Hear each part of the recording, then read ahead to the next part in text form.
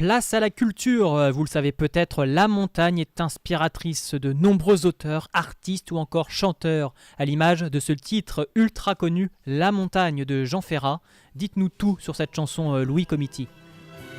Que la montagne est belle, comment peut-on s'imaginer? Jean Ferrat avait raison, la montagne est vraiment belle, Antoine. La montagne est une chanson française composée, écrite et interprétée par Jean Ferrat, extraite de l'album studio éponyme et sortie en 1964. Il s'agit donc de son titre le plus célèbre. Amoureux de l'Ardèche, Jean Ferrat compose La montagne à la fin de l'été 1964 durant un séjour à Étrègues-sur-Volane, où il finit par s'installer en 1973.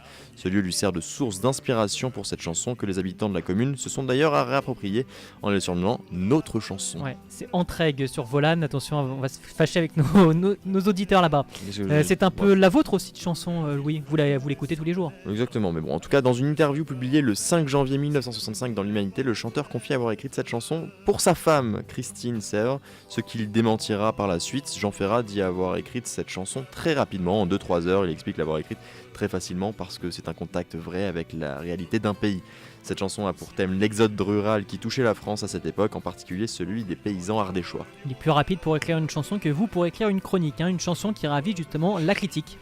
Elle a été qualifiée de poétique, mais aussi de sociologique, de poétique. Ferrat insiste sur la dimension politique. La montagne est politique, dit-il. Elle évoque quelque chose qui touche énormément les gens, l'abandon de la terre natale. Presque tous les Parisiens sont petits-fils et fils et petits-fils de paysans, alors il y a un pincement au cœur. Ça, c'est une citation de Jean Ferrat.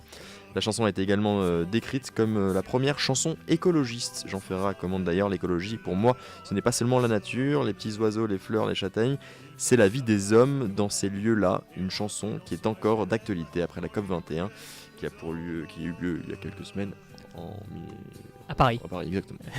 Merci. Que la montagne est belle,